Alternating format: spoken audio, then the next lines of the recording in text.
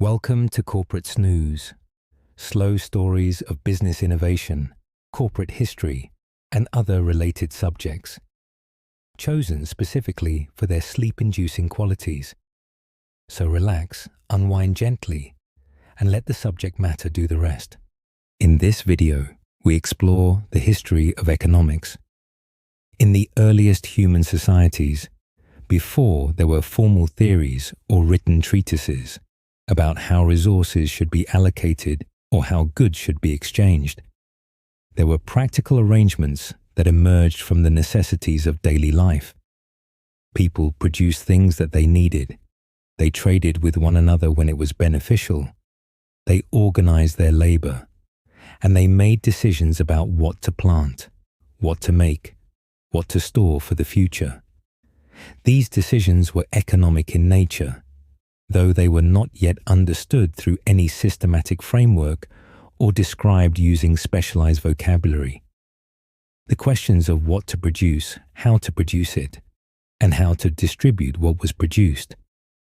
These questions arose naturally from the conditions of existence, and the answers were found through experience, through trial and error, through customs that developed over time. In ancient civilizations, in places such as Mesopotamia and Egypt and Greece and Rome, there were observations and ideas about wealth, about trade, about the proper conduct of economic affairs. These ideas were often embedded in broader philosophical, religious, or political discussions, rather than being treated as a separate domain of inquiry. In ancient Greece, philosophers such as Aristotle wrote about household management, about the nature of value, about exchange, about money. Aristotle distinguished between natural forms of acquisition, such as farming or crafts, which he saw as necessary and proper, and unnatural forms, such as trade for profit or lending money at interest, which he viewed with suspicion.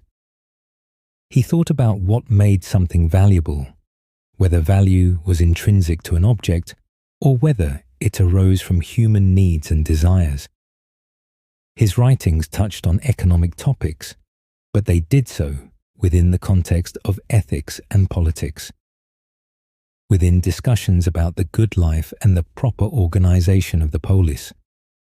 The Romans, with their vast empire and their extensive trade networks, engaged in economic activities on a large scale, but their writings on economic matters were often practical rather than theoretical. There were treatises on agriculture, on estate management, on public finance, but there was not a distinct body of economic theory in the way that would later develop.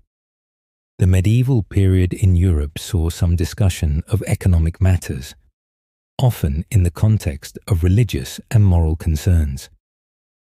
The scholastic philosophers, working within the framework of Christian theology, debated questions such as the just price, the morality of charging interest, the legitimacy of profit from trade. These debates were careful and detailed, but they were framed in terms of moral theology rather than as a separate discipline of economics. The early modern period, from the 15th to the 18th century, saw the emergence of ideas that would later be recognized as economic thought, though still not organized into a formal academic discipline. During this period, the rise of nation-states, the expansion of trade, the exploration and colonization of new territories, the development of more complex financial instruments and institutions, all of these created a context in which questions about wealth, trade, money, and state policy became more pressing and more widely discussed. The set of ideas that came to be known as mercantilism developed during this time, though mercantilism was not a unified theory or a school in the modern sense, but rather a collection of policies and beliefs that were held by rulers, advisors, merchants, and writers across Europe. Mercantilists believed that the wealth of a nation was measured by the amount of precious metals, particularly gold and silver, that it possessed. The accumulation of these metals was seen as the goal of economic policy, and the way to achieve this was through a favorable balance of trade, exporting more goods than were imported, so that more gold and silver flowed into the country than flowed out, to encourage exports and to limit imports. Governments imposed tariffs and quotas. They subsidized domestic industries. They granted monopolies to certain companies. They regulated trade routes and markets. The role of the state in managing the economy was seen as essential, and economic activity was viewed as a means to enhance the power and wealth of the state, which in turn would strengthen the monarch and the nation.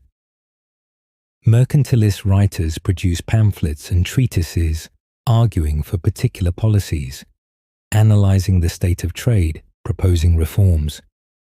These writings were not abstract economic theory, but practical policy analysis, concerned with specific circumstances and with the interests of particular groups or nations.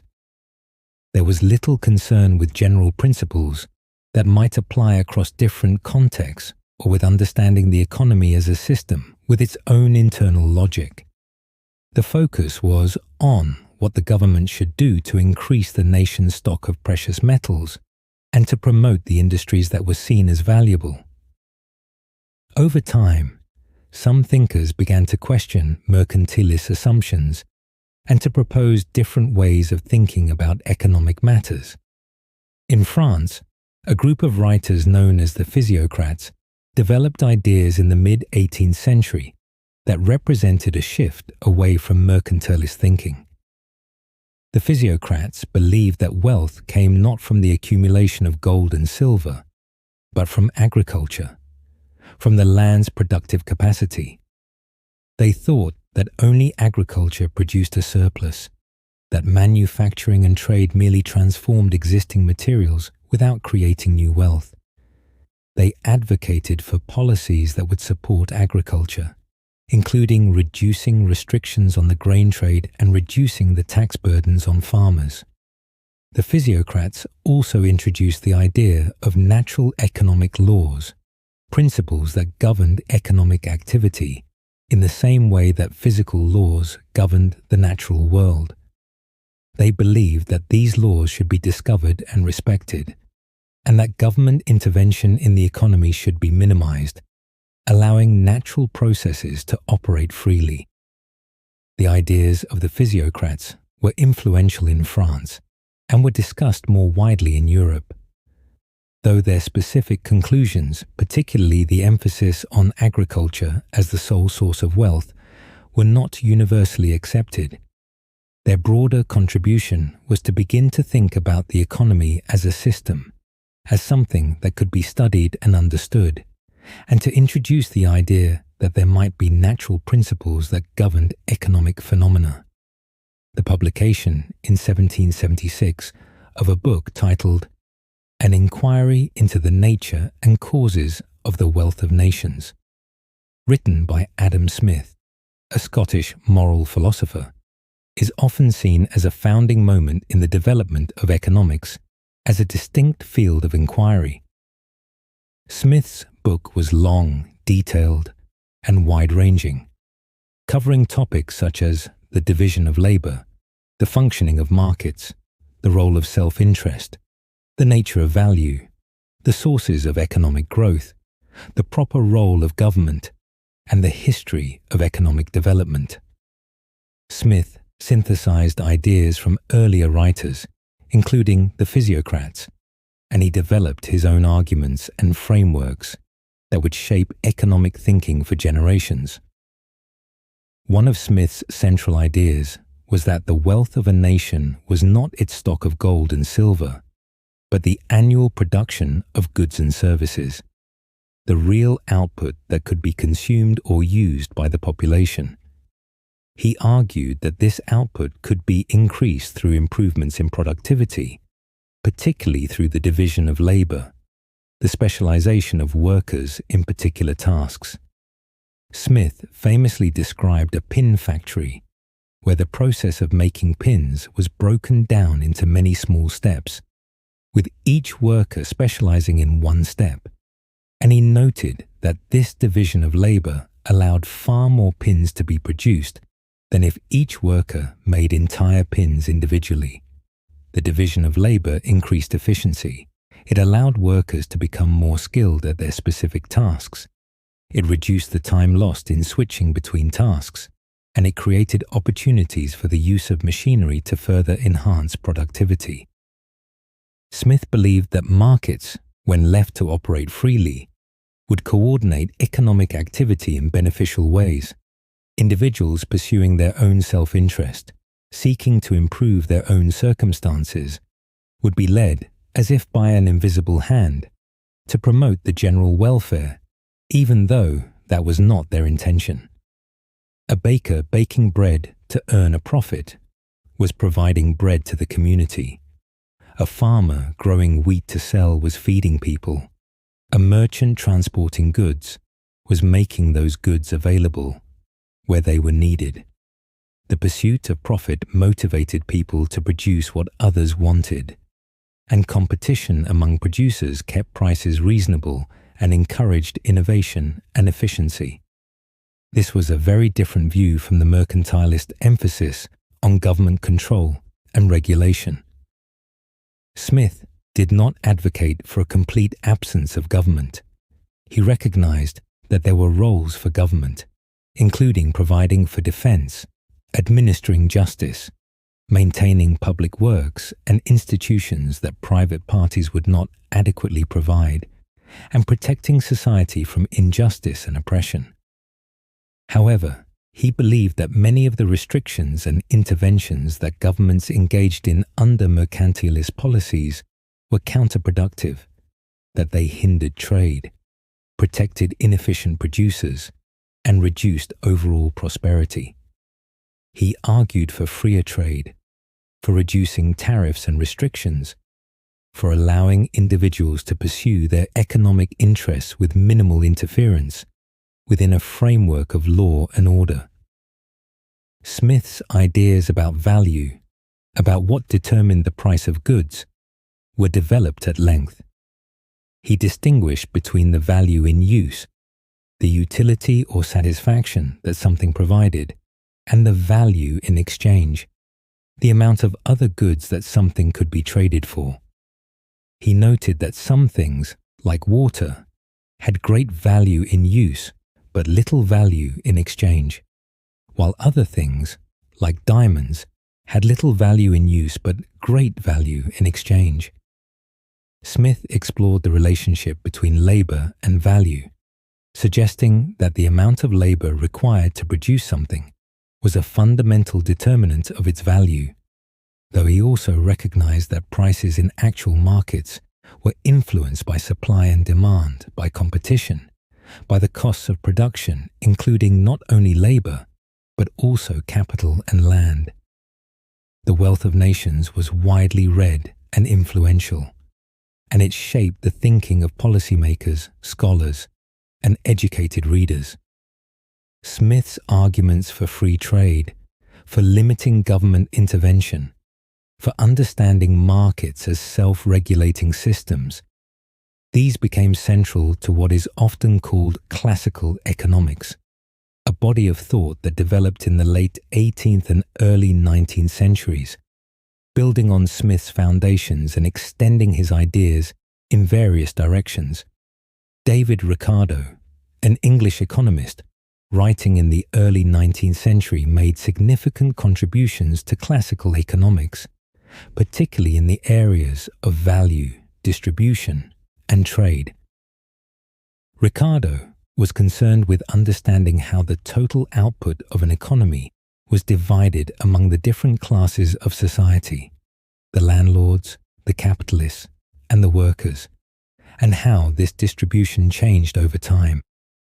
He developed a theory of rent, explaining that landowners received rent because land varied in quality and because the demand for agricultural output drove cultivation to less fertile land, with the rent on better land being determined by the difference in productivity between that land and the marginal land. Ricardo's analysis suggested that as population grew and as demand for food increased, rents would rise, benefiting landlords, while wages would be held down by the pressure of population growth, and profits would be squeezed, potentially leading to a stationary state where economic growth ceased. Ricardo is perhaps best known for his theory of comparative advantage, which provided a rationale for free trade even when one country was more efficient at producing all goods than another country. Ricardo showed that as long as countries differed in their relative efficiencies, there were gains from trade. A country should specialize in producing the goods in which it had a comparative advantage, where its relative efficiency was greatest, and should trade for other goods, even if it could produce those goods itself. This argument was powerful and counterintuitive, and it became a cornerstone of arguments for free trade, suggesting that all countries could benefit from trade, that trade was not a zero-sum game, where one country's gain was another's loss, as mercantilists had often assumed. Ricardo's work was abstract and theoretical, using simplified models and logical reasoning to derive conclusions. This approach, while different from Smith's more discursive and historically informed style, became influential in economics, encouraging the development of formal models and the use of deductive reasoning from stated assumptions. The classical economists generally believed in the efficacy of markets, in the benefits of free trade, in the importance of capital accumulation for economic growth, and in the idea that economies tended toward equilibrium, toward stable states where supply and demand balanced. They recognized that there could be temporary disruptions, but they believed that markets would adjust, that surpluses would be eliminated as prices fell, and shortages would be relieved as prices rose, and that government intervention was generally unnecessary and often harmful. However, not all thinkers in the 19th century accepted the conclusions or the premises of classical economics. Karl Marx, a German philosopher and economist, developed a comprehensive critique of capitalism and of classical economic theory, and he proposed an alternative framework for understanding economic systems and their historical development. Marx's work was influenced by philosophy, by history, by his observations of the conditions of workers in industrial societies, and by his engagement with classical economic writings. Marx argued that the fundamental feature of capitalism was the relationship between the owners of capital, the means of production such as factories and machinery, and the workers, who owned only their labor power and who had to sell their labor to survive. Marx called this relationship exploitation, not in a purely moral sense, though he certainly saw it as unjust, but in a technical sense, meaning that workers produced more value than they received in wages, and that the surplus value was appropriated by the capitalists as profit. This extraction of surplus value was the source of capitalists' wealth and the basis of their power. Marx believed that capitalism was a historically specific system, that it had emerged from earlier forms of economic organization such as feudalism, and that it would eventually be superseded by another system, socialism or communism, where the means of production would be collectively owned and where production would be organized for the benefit of society as a whole, rather than for the profit of capitalists. Marx thought that the internal contradictions of capitalism, including the tendency for the rate of profit to fall, the recurring crises of overproduction and underconsumption, the immiseration of the working class, and the class struggle between workers and capitalists would eventually lead to revolutionary change. Marx's economic analysis was detailed and involved concepts such as labor value, surplus value, capital accumulation, and the tendencies and laws of motion of capitalist economies. His major work, Capital, was a lengthy and complex examination of capitalist production, exchange, and distribution. Marx's ideas were controversial, and they were contested by those who supported capitalism and by those who disagreed with his analysis or his conclusions. His work had a profound influence, not only on economic thought, but on political movements, on revolutionary actions, on the establishment of socialist and communist states, and on ongoing debates about economic systems and social justice. In the late 19th century, a transformation occurred in economic thinking, often referred to as the marginal revolution, which marked the emergence of what is called neoclassical economics. This transformation involved a shift in focus from classical concerns with production, growth, and distribution among social classes to a focus on individual decision-making, on the allocation of scarce resources, on the determination of prices through supply and demand, and on the use of mathematical tools to formalize economic analysis. Several economists working independently in different countries developed similar ideas around the same time, in the 1860s and 1870s. These included William Stanley Jevons in England, Karl Menger in Austria, and Leon Walras in Switzerland. They introduced the concept of marginal utility, the idea that the value of a good was determined not by the total utility it provided or by the labor required to produce it, but by the additional utility, the marginal utility, that the last unit consumed provided. As a person consumed more of a good, the marginal utility typically declined, meaning that each additional unit provided less additional satisfaction than the previous one. This explained why water, though essential, had a low price, while diamonds, though less essential, had a high price. Water was abundant, so the marginal utility of an additional unit of water was low, while diamonds were scarce, so the marginal utility of an additional diamond was high. Prices reflected marginal utilities, not total utilities or labor inputs. The neoclassical approach emphasized optimization, the idea that individuals made decisions to maximize their utility, subject to their constraints such as income and prices, and that firms made decisions to maximize their profits, subject to their costs and the demand for their products. The use of mathematics allowed economists to model these optimization problems, to derive conditions for equilibrium, where supply equaled demand, and to analyze how changes in parameters, such as incomes or tastes or technology, would affect outcomes. Neoclassical economics developed concepts such as consumer surplus, the difference between what consumers were willing to pay for a good and what they actually paid, and producer surplus, the difference between what producers received for a good and the minimum they would have been willing to accept.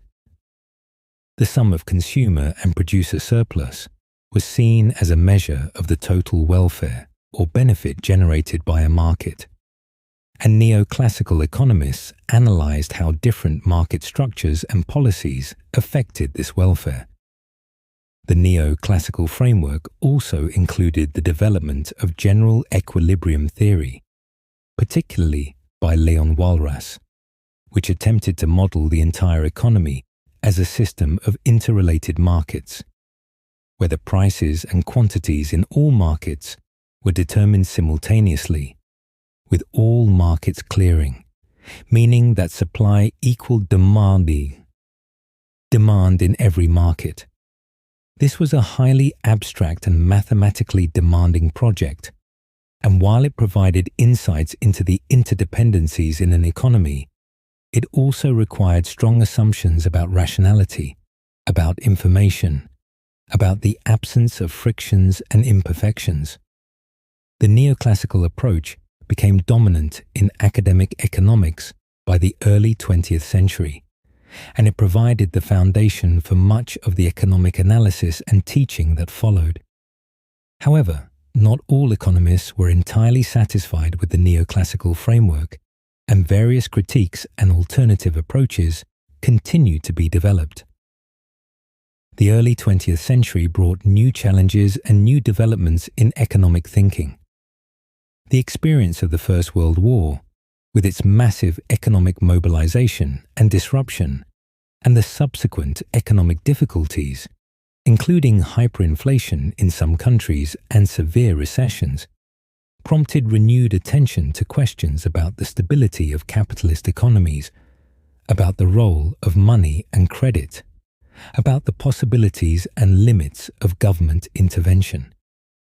The Great Depression, which began with the stock market crash in 1929 and which deepened through the early 1930s, was a crisis of unprecedented scale in the modern industrial world.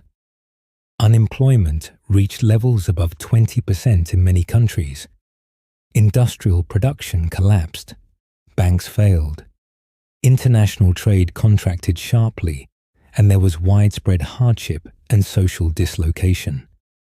The Depression challenged the prevailing economic orthodoxy, which had generally held that economies were self-correcting, that recessions would be short-lived as markets adjusted, and that government intervention was unnecessary or counterproductive. John Maynard Keynes, a British economist, wrote a book published in 1936 titled The General Theory of Employment, Interest and Money, which offered a different framework for understanding depressions and for thinking about what governments could do in response. Keynes argued that depressions were not simply the result of temporary imbalances that would quickly self-correct, but that they could persist because of insufficient aggregate demand, the total demand for goods and services in the economy. If consumers were pessimistic about the future and saved more and spent less, and if businesses were uncertain and reduced investment, then total demand could fall below the economy's capacity to produce, leading to unemployment, to idle factories, to a vicious cycle where falling income led to falling demand, which led to further falling income. Keynes argued that in such situations, markets would not automatically restore full employment, that wages and prices might not fall quickly enough, or in the right ways to equilibrate supply and demand, and that the economy could become stuck in a state of high unemployment. He proposed that government could and should intervene, increasing its own spending to offset the decline in private spending, running budget deficits if necessary, in order to boost aggregate demand and to move the economy back toward full employment. Once the economy recovered and private demand increased, government could reduce its spending and restore budget balance. Keynes's ideas were controversial, and they represented a significant departure from the classical and neoclassical views that government budgets should be balanced and that government intervention in the economy should be minimal.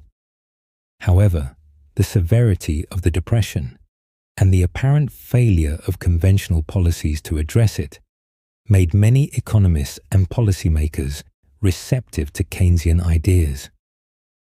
During and after the Second World War, Keynesian economics became influential, particularly in the United States and Britain, and it provided the intellectual foundation for active fiscal policy, for the use of government spending and taxation to manage aggregate demand and to stabilize the economy. Keynesian economics also involved the development of macroeconomics as a distinct field, focused on aggregate variables such as total output, the overall level of employment, the general price level, and the role of money and interest rates. This was different from microeconomics, which focused on individual markets, on the behavior of consumers and firms, on price determination in specific contexts. The distinction between macroeconomics and microeconomics became a standard part of economic education and research, though there were also efforts to develop micro-foundations for macroeconomics, to show how aggregate phenomena could be understood as arising from the decisions and interactions of individual agents. The decades after the Second World War, from the late 1940s through the 1960s, are sometimes referred to as the Keynesian era, when Keynesian ideas were dominant in economic policy and in academic economics in many Western countries. Governments used fiscal policy to manage demand, adjusting spending and taxes in response to economic conditions, and there was a widespread belief that recessions could be prevented or ameliorated through such policies, that full employment could be maintained, and that economic growth could be promoted. However, the experience of the 1970s challenged Keynesian orthodoxy. Many countries experienced stagflation, a combination of high inflation and high unemployment, which Keynesian models had suggested should not occur simultaneously. The usual Keynesian prescription for high unemployment was to increase demand, but this would worsen inflation, while the prescription for high inflation was to reduce demand, but this would worsen unemployment. The coexistence of both problems simultaneously created a policy dilemma and suggested that something was wrong with the prevailing understanding. Milton Friedman, an American economist, had been developing an alternative framework, often called monetarism, which emphasized the role of money in the economy and which challenged some Keynesian conclusions. Friedman argued that inflation was always and everywhere a monetary phenomenon, that it was caused by excessive growth in the money supply. He believed that central banks should focus on controlling the money supply, keeping its growth rate stable and predictable, and that this would ensure price stability. Friedman was skeptical of active fiscal policy, arguing that the effects were uncertain and that they operated with long and variable lags, making it difficult to fine-tune the economy. He believed that attempts to use fiscal policy to achieve full employment could lead to inflation without achieving sustained reductions in unemployment. Friedman also challenged the Keynesian view that there was a stable trade-off between inflation and unemployment, a relationship that had been summarized in the Phillips curve, which showed an inverse relationship between the two variables. Friedman argued that this trade-off was only temporary, that in the long run there was a natural rate of unemployment determined by structural factors in the labor market, and that attempts to push unemployment below this natural rate through expansionary policies would only lead to accelerating inflation. This idea that there was no long-run trade-off, that monetary policy could not permanently reduce unemployment below the natural rate, became influential and contributed to a rethinking of macroeconomic policy. The rise of monetarism and the broader shift toward greater skepticism of government intervention and greater emphasis on markets was part of a wider intellectual and political movement that gained strength in the 1970s and 1980s. This movement, often associated with leaders such as Margaret Thatcher in the United Kingdom and Ronald Reagan in the United States, advocated for reducing the size and scope of government, for deregulation, for privatization of state-owned enterprises, for lower taxes, and for greater reliance on market mechanisms. The economic justifications for these policies drew on monetarism, on neoclassical economics, on public choice theory, which analyzed government behavior using economic tools and which suggested that government officials pursued their own interests rather than the public interest, leading to inefficiencies and to the policies that serve special interests. This period also saw the development of new classical economics, a school of thought that emphasized rational expectations, the idea that individuals and firms formed expectations about the future based on all available information and on their understanding of how the economy worked. If people had rational expectations, then they would anticipate the effects of government policies, and their behavior would adjust in ways that could offset the intended effects. For example, if the government announced an expansionary monetary policy, people would anticipate higher inflation and would demand higher wages, leading to inflation without any increase in real output or employment. The policy ineffectiveness proposition, derived from models with rational expectations, suggested that systematic, predictable policies would not affect real variables like output and unemployment, only nominal variables like prices. The new classical economics represented a return to classical themes of market clearing and of the limited effectiveness of government intervention, but it did so using sophisticated mathematical models and modern techniques.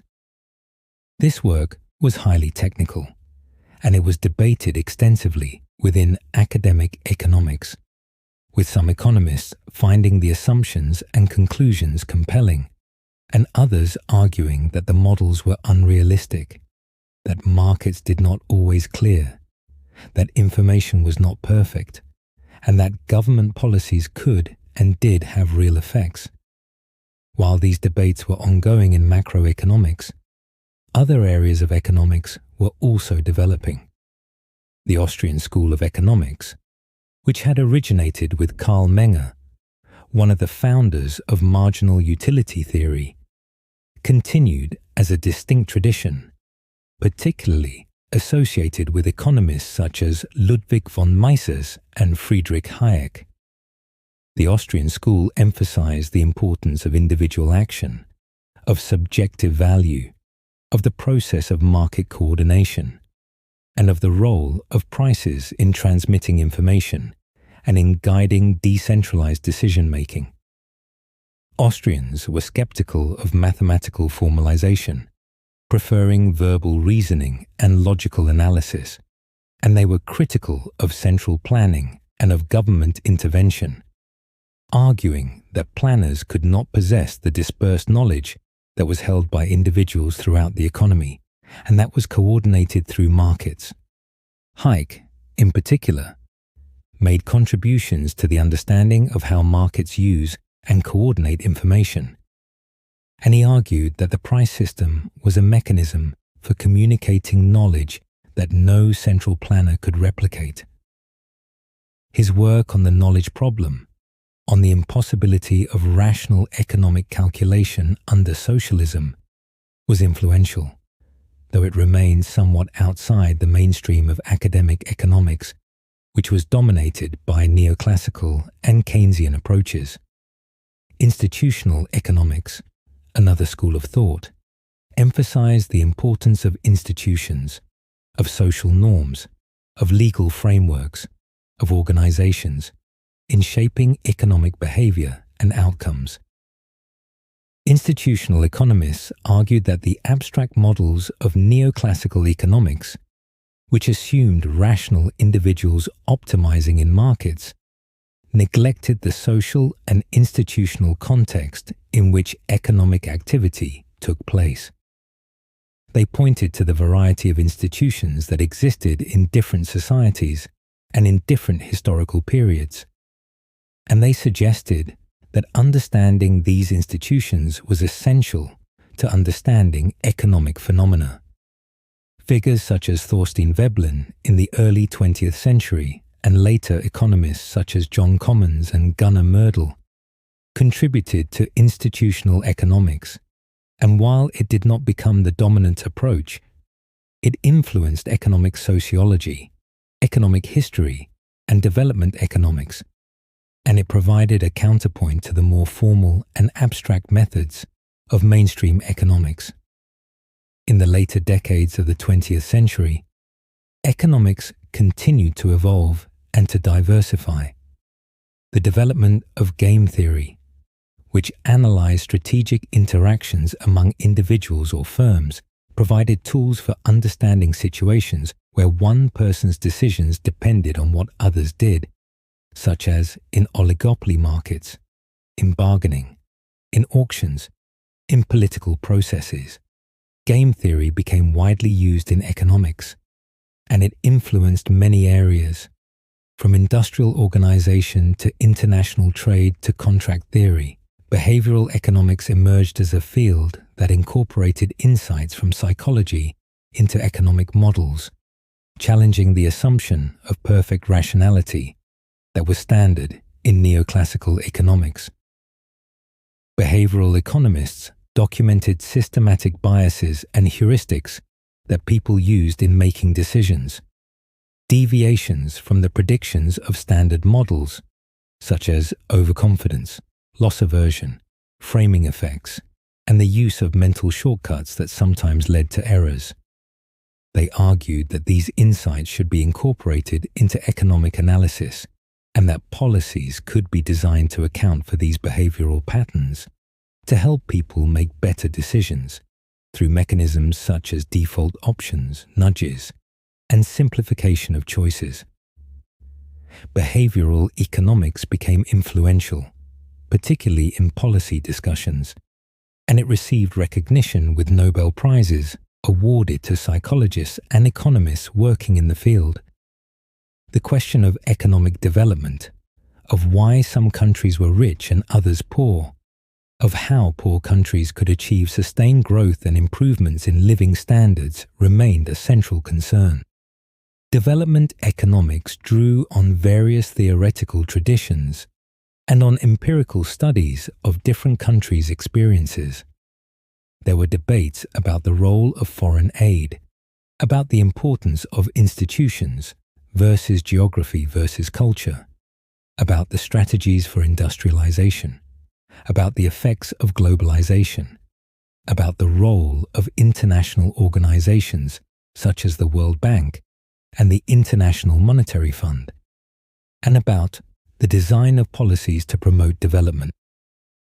The experiences of countries such as South Korea and Taiwan, which achieved rapid growth and industrialization, and the contrasting experiences of many countries in Africa and Latin America, which struggled with slow growth and persistent poverty, provided cases for analysis and for drawing lessons, though the lessons were contested and varied depending on one's theoretical perspective. The late 20th and early 21st centuries saw increasing integration of the global economy, with growing flows of trade, of capital, of information, of people across national borders. This globalization was facilitated by technological change, by reductions in transportation and communication costs, by policy changes that reduced barriers to trade and investment, and by the spread of market-oriented economic reforms. Globalization brought benefits, including higher incomes in many countries, access to a wider variety of goods, and opportunities for specialization and for participation in global value chains. It also brought challenges, including disruptions to industries and workers in countries facing competition from imports, concerns about inequality, both within and between countries, debates about the appropriate role of international institutions and agreements, and questions about the environmental and social costs of rapid economic growth. Economic crises continued to occur, despite the advances in economic understanding and in policy tools. The financial crisis of 2007 and 2008, which began in the United States with problems in the housing market and in the financial sector, and which spread globally, leading to a severe recession, prompted renewed questioning of economic theories and policies. The crisis revealed weaknesses in financial regulation, in risk management by financial institutions, in the models that economists and policymakers had relied on to assess stability. The response to the crisis involved massive interventions by central banks and governments, including bailouts of financial institutions, fiscal stimulus programs, and unconventional monetary policies such as quantitative easing, where central banks purchased large quantities of financial assets to inject liquidity into the economy and to lower long-term interest rates.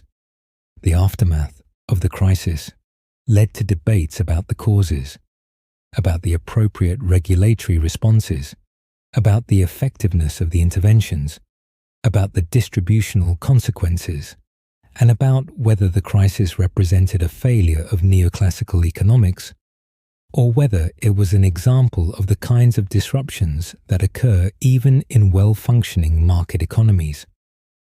Some argued for greater regulation of finance, for limits on leverage and on risky activities, for stronger consumer protections, while others worried about the effects of regulation on innovation and on economic dynamism. Macroeconomic theory and policy also continued to evolve.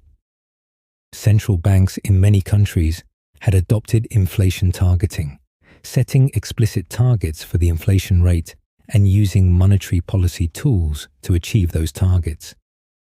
This approach had become the standard practice, and it was credited with helping to maintain low and stable inflation in many countries during the 1990s and 2000s.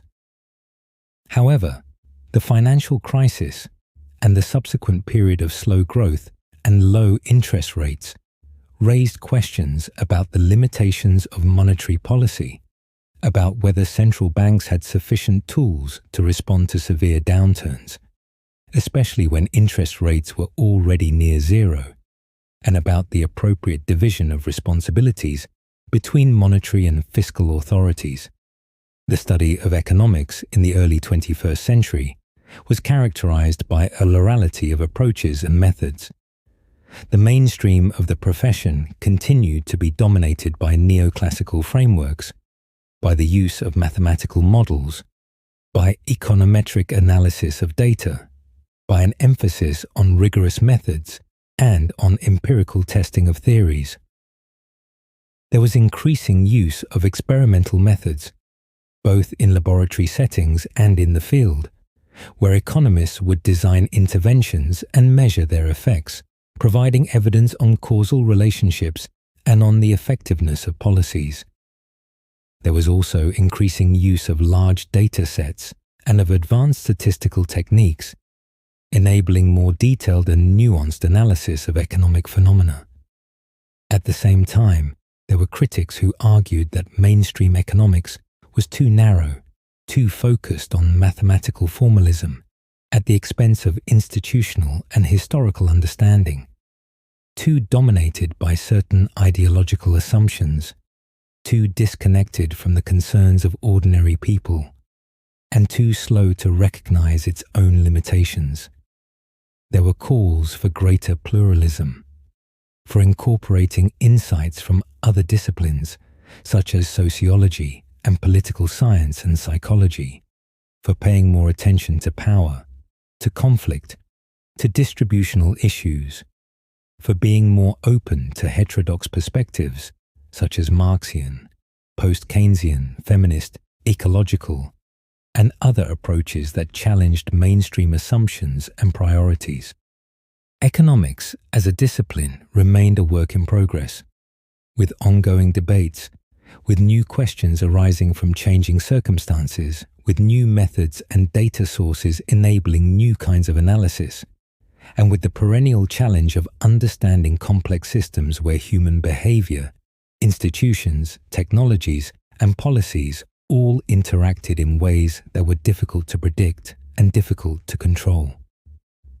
The history of economic thought, from the early observations of ancient philosophers to the sophisticated models of modern economists, was a history of attempts to make sense of how people produced and exchanged and consumed, of how societies organized their economic life, of what policies might promote prosperity and justice, and of the many disagreements and revisions and accumulated insights that made up the evolving body of knowledge called economics. The development of economic thought over centuries reflected not only intellectual progress, but also the changing nature of economies themselves. As societies moved from predominantly agricultural systems to industrial and then to service-based economies, as technologies transformed production and communication, as political systems evolved, and as the scale and complexity of economic interactions increased, the questions that economists asked and the frameworks they developed adapted to these new realities. The discipline of economics was shaped by the world it sought to understand, and the theories and models that emerged were attempts to capture essential features of economic life, while abstracting from countless details that could not all be incorporated into formal analysis. The concept of economic efficiency, which became central to much of economic analysis, was itself refined and elaborated over time. In the simplest terms, efficiency meant producing the maximum output from given inputs, or achieving a given level of output with minimum inputs. But this definition could be expanded and made more precise. Economists distinguished between productive efficiency, which concerned the technical aspects of production, and allocative efficiency, which concerned whether resources were directed to their most valued uses. A market was said to be allocatively efficient if goods were produced in quantities where the marginal benefit to consumers equaled the marginal cost of production, meaning that there were no further gains from trade available, that no reallocation of resources could make someone better off without making someone else worse off. This last condition was known as Pareto efficiency, named after the Italian economist Vilfredo Pareto, and it provided a way of thinking about efficiency that did not require interpersonal comparisons of utility or well-being, which were considered problematic or impossible to make objectively. If an allocation was Pareto efficient, then any change that helped one person would necessarily hurt another. This was a minimal criterion for efficiency, and it said nothing about the distribution of resources, about whether the allocation was fair or just. An allocation where one person owned everything and everyone else had nothing could be Pareto efficient, as long as there was no way to reallocate that would make someone better off without making the wealthy person worse off. This limitation meant that efficiency alone was not a sufficient guide for policy, that considerations of equity and distribution also mattered. The welfare economics tradition, which sought to analyze how economic policies affected social welfare, wrestled with these issues. The first fundamental theorem of welfare economics stated that under certain conditions, competitive markets would lead to Pareto-efficient outcomes. This provided a formal justification for the belief in the efficiency of markets, but it depended on assumptions such as perfect competition, complete markets, no externalities, perfect information, and no public goods. When these assumptions were violated, which in reality they often were, markets could fail to achieve efficiency, and there could be a role for government intervention to correct these market failures. Externalities were costs or benefits that affected parties who were not directly involved in a transaction. Pollution was a classic example of a negative externality, where a factory emitting pollutants imposed costs on nearby residents or on society more broadly, costs that were not reflected in the factory's production decisions.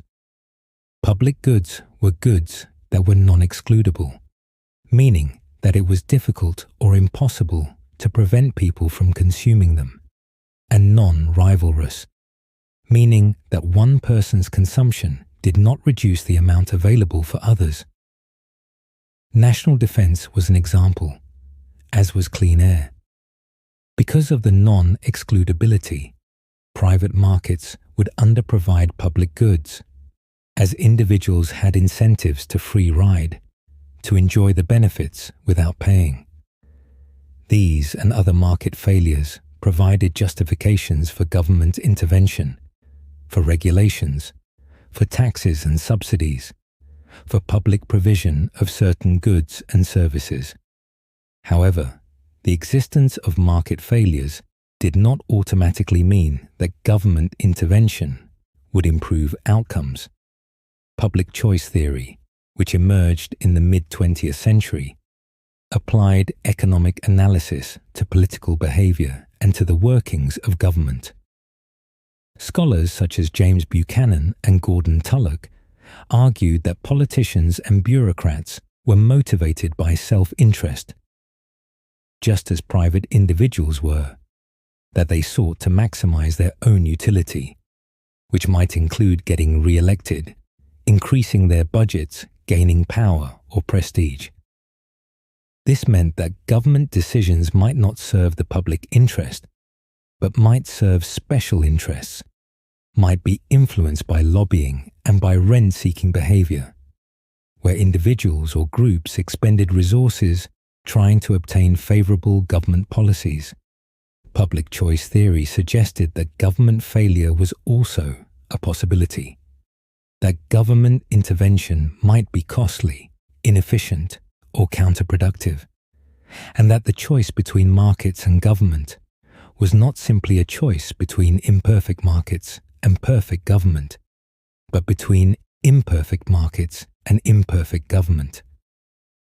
The analysis of market structures was another area that received extensive attention. Perfect competition, with many small firms, identical products, free entry and exit, and perfect information, was a benchmark case that was used for theoretical analysis and for comparison. But real markets often departed from this ideal. Monopoly, where a single firm dominated a market, could lead to higher prices, lower output, and reduce consumer welfare compared to competitive outcomes. Oligopoly, where a few firms dominated, involved strategic interactions, where each firm's decisions depended on what it expected other firms to do.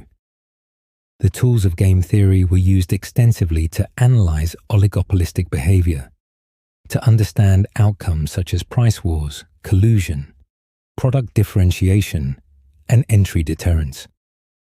Monopolistic competition, where there were many firms but each had some degree of market power because their products were differentiated, was another important market structure. In monopolistic competition, firms competed on price but also on product characteristics, on quality, on branding, on advertising. This was seen as a realistic description of many markets for consumer goods. The welfare implications of monopolistic competition were ambiguous. There was some inefficiency because firms had market power and set prices above marginal cost. But there was also product variety, which consumers valued, and innovation and differentiation could be socially beneficial. The theory of the firm, which examined why firms existed, how they were organized, what determined their boundaries, was developed in various directions. Ronald Coase, in a famous article published in 1937, asked why economic activity was organized within firms, rather than being coordinated entirely through market transactions. His answer was that there were costs to using markets, transaction costs such as the costs of finding trading partners, of negotiating contracts, of enforcing agreements. When these transaction costs were high, it could be more efficient to organize activity within a firm, where coordination was achieved through managerial direction rather than through market exchange. This insight opened up a research program on transaction cost economics, on the make or buy decision, on vertical integration, on the governance of contractual relationships. The study of labor markets was another important area. Labor economics examined the supply and demand for labor, the determination of wages, the role of human capital, which referred to the skills and knowledge that workers acquired through education and experience.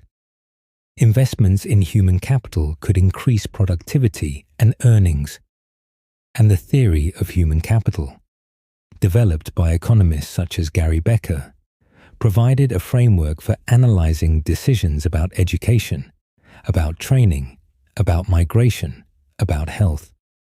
Labor economics also studied unemployment, exploring why unemployment existed, why it varied over time and across countries, what factors affected the natural rate of unemployment.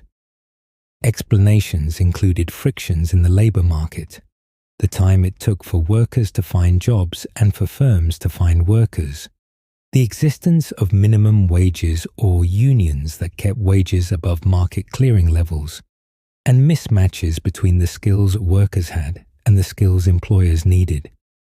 The role of education in economic development and in individual outcomes was extensively studied.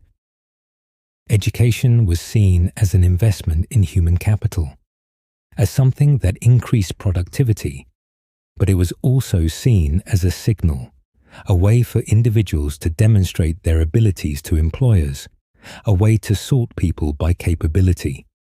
The signaling function of education, even if education did not increase productivity, could be socially wasteful if it involved costly expenditures that served only to differentiate among individuals without adding value. This was a topic of ongoing debate, with some emphasizing the productivity-enhancing effects of education and others emphasizing the signaling role. International trade theory continued to develop beyond Ricardo's comparative advantage. The Heckscher-Ohlin model, developed in the early 20th century, explained trade patterns based on differences in factor endowments, the relative abundance of labor, capital, and land in different countries. A country would export goods that used its abundant factors intensively and would import goods that used its scarce factors.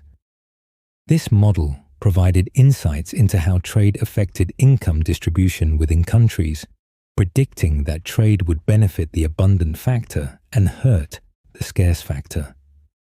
In labor-abundant countries, workers would benefit from trade and capital owners would lose, while in capital-abundant countries, the opposite would occur. This had implications for understanding political support and opposition to trade policies. New trade theory, developed in the 1970s and 1980s by economists such as Paul Krugman, incorporated economies of scale and imperfect competition into trade models. When there were increasing returns to scale, firms could become more efficient as they produced more, and this could lead to specialization and trade even between countries that were identical in their endowments and technology. Trade allowed firms to serve larger markets, to produce at greater scale, to reduce costs, and it allowed consumers to access a greater variety of goods. This provided an additional rationale for trade beyond comparative advantage, and it suggested that the pattern of trade could be influenced by historical accidents and by first-mover advantages, with the countries or firms that started producing first gaining advantages that were hard for others to overcome. The study of economic growth, of why some countries grew rapidly and became wealthy while others stagnated, was a major focus. Growth theory in the mid-20th century, associated with Robert Solow, modeled growth as depending on capital accumulation labour force growth, and technological progress.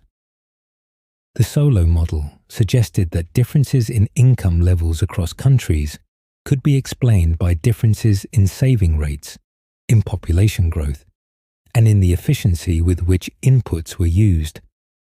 However, the model also suggested that capital accumulation alone could not sustain growth indefinitely because of diminishing returns, that technological progress was necessary for sustained increases in income per capita. Technological progress was treated as exogenous, as something that happened outside the model, which left an important question unanswered about what determined the rate of technological change. Endogenous growth theory, developed in the 1980s and 1990s by economists such as Paul Romer and Robert Lucas, sought to make technological progress endogenous to explain it within the model. These models emphasize the role of human capital, of research and development, of knowledge spillovers, where ideas developed by one firm or individual could benefit others.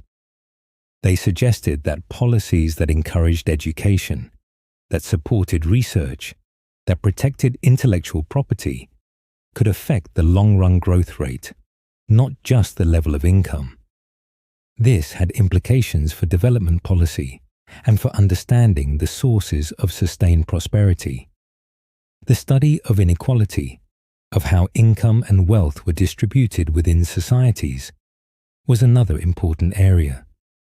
Economists measured inequality using various tools, such as the Gini coefficient, which summarized the degree of inequality in a single number, and they analyzed the factors that influenced inequality, including market forces, technological change, globalization, education, taxation, and government transfers.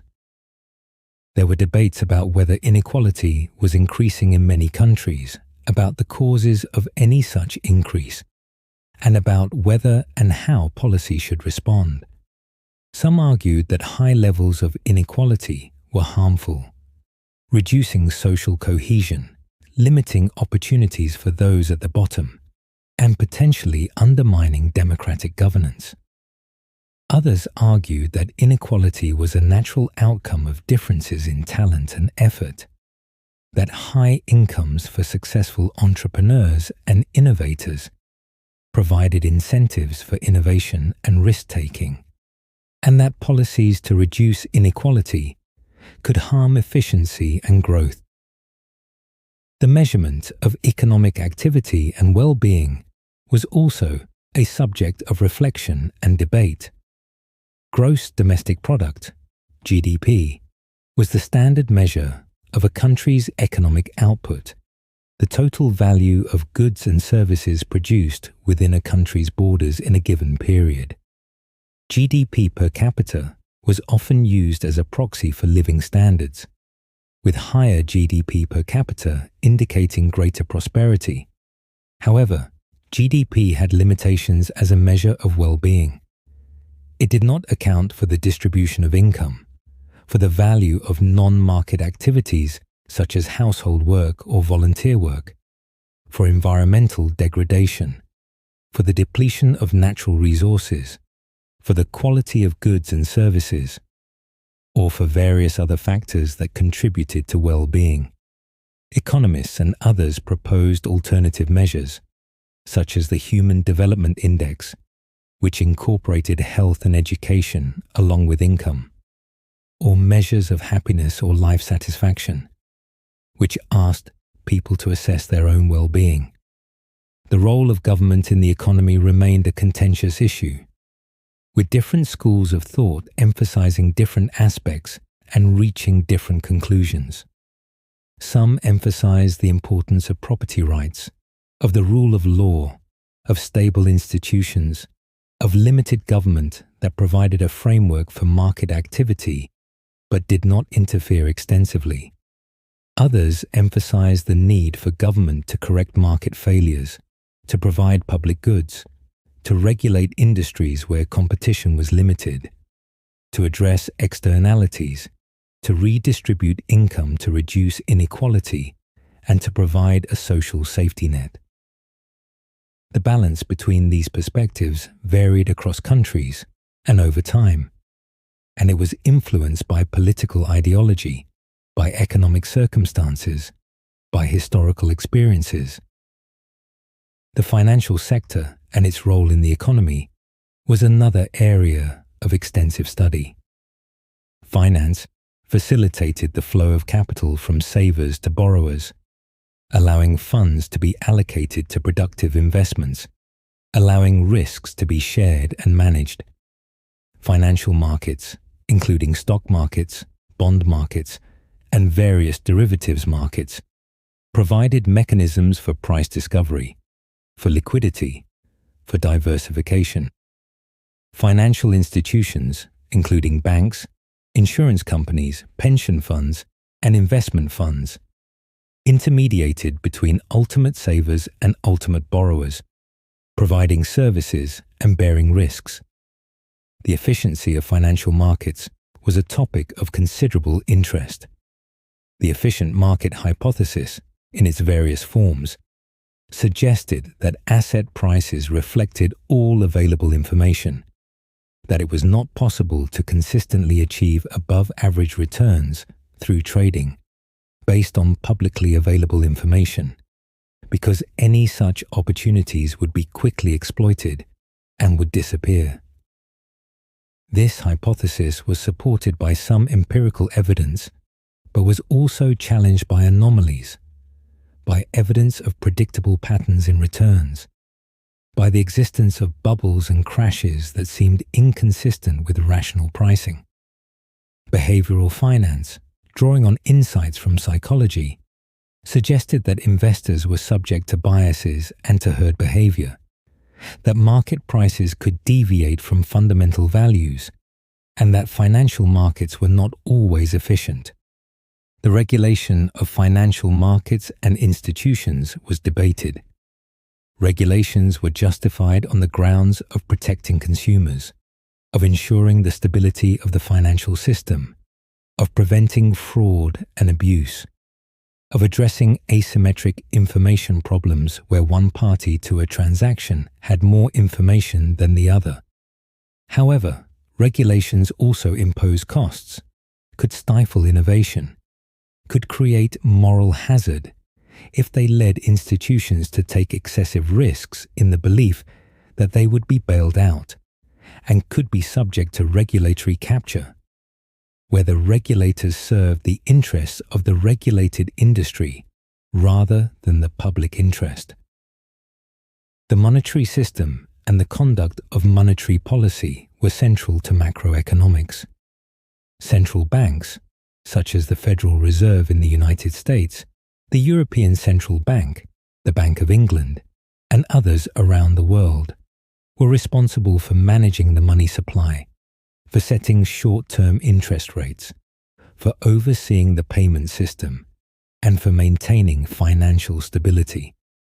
The goals of monetary policy typically included price stability, full employment, and moderate long-term interest rates, though the relative emphasis on these goals and the specific frameworks used to pursue them varied. The transmission mechanism of monetary policy, the channels through which changes in policy affected the economy, were studied extensively. When a central bank lowered interest rates, it made borrowing cheaper, which could encourage businesses to invest and households to spend on durable goods such as cars and homes. Lower interest rates could also affect asset prices, increasing the value of stocks and bonds and of real estate, which could boost wealth and consumption. Exchange rates could be affected, with lower interest rates leading to currency depreciation, which could boost exports and reduce imports. The effects operated with lags, and the strength and timing of these effects were uncertain, making monetary policy a challenging task. The zero lower bound on nominal interest rates posed a problem for monetary policy. Interest rates could not be reduced much below zero, because individuals and institutions could always hold cash, which paid a zero nominal return. When interest rates reached zero or near zero, conventional monetary policy lost its main tool. Central banks responded to this problem with unconventional policies, such as quantitative easing, forward guidance about future policy intentions, and negative interest rates in some cases, though the effectiveness of these tools was debated. Fiscal policy, the use of government spending, and taxation to influence the economy was the other main tool of macroeconomic management. Keynesian economics had emphasized the role of fiscal policy in stabilizing the economy, in responding to recessions by increasing spending or cutting taxes to boost demand, and in responding to inflationary periods by cutting spending or raising taxes to reduce demand. However, fiscal policy faced practical and political challenges. There were lags in recognizing that a recession had begun, in deciding on a policy response, in implementing the response through the legislative process, and in the response affecting the economy. There were also concerns about the accumulation of government debt, about the sustainability of fiscal policy, about the distributional effects of spending and taxation, and about the incentives created by different tax and spending policies. The debate about the size and role of government was ongoing and was not settled by economic theory alone. Economics could provide analysis of the effects of different policies, of the trade-offs involved, of the likely consequences of particular choices. But it could not definitively resolve questions about values, about what society should prioritize, about how to balance competing goals. These were fundamentally political and ethical questions, though economic analysis could inform them. Environmental economics addressed the economic aspects of environmental issues, of pollution, of resource depletion, of climate change. Economists analyzed environmental problems as externalities, where the costs of pollution or of resource use were not borne fully by those making the decisions, leading to overuse and to excessive pollution. Solutions included taxes on pollution, known as Pigouvian taxes, which would make polluters internalize the costs they imposed on others, or cap-and-trade systems, where a limit was set on total emissions and permits to emit were traded among firms, creating a market price for emissions. There were also debates about property rights, about whether clearly defining and enforcing property rights could address environmental problems by giving individuals incentives to conserve resources, and about the role of regulation, of standards, of government mandates. Climate change was seen as one of the most challenging economic and environmental problems, involving long time horizons, global coordination, large uncertainties, and the risk of catastrophic outcomes. Economists analyze the costs and benefits of reducing greenhouse gas emissions, of adapting to climate change, of investing in clean energy technologies, and they debated the appropriate policies, the role of carbon taxes or cap and trade, the distribution of costs and responsibilities among countries, the discount rates to use when comparing costs and benefits over long periods, and the treatment of risk and uncertainty. Health economics studied the markets for healthcare and health insurance, the determinants of health, the effects of health on economic outcomes, and the evaluation of health interventions. Healthcare markets had distinctive features, including significant information asymmetries between providers and patients, the presence of insurance which altered incentives, the role of government in funding and regulation, and the ethical considerations that made healthcare different from ordinary goods. Economists analyzed the efficiency and equity of different healthcare systems, the reasons for rising healthcare costs, the effects of insurance on utilization and on health outcomes, and the design of policies to improve health and to control costs. The economics of education examined the determinants of educational attainment, the returns to education, the effects of education on economic growth and on social outcomes, the role of schools and of teachers, the effects of class size, of school quality, of competition among schools, and the policies to improve education. Education was seen as both a consumption good, something that provided direct benefits to students and their families, and an investment good, something that increased future productivity and earnings. The optimal level and type of education was debated, as were the roles of public and private provision, of funding mechanisms, of accountability and testing. The field of economics had become vast and diverse by the early 21st century, with numerous subfields and with a variety of methods and approaches. The boundaries between economics and other social sciences had become more porous, with increasing interdisciplinary work, with economists collaborating with psychologists, sociologists, political scientists, historians, anthropologists, and with insights and methods flowing across disciplines. Experimental methods, both in laboratories and in field settings, had become more common, providing evidence on causal relationships and on the validity of theoretical predictions.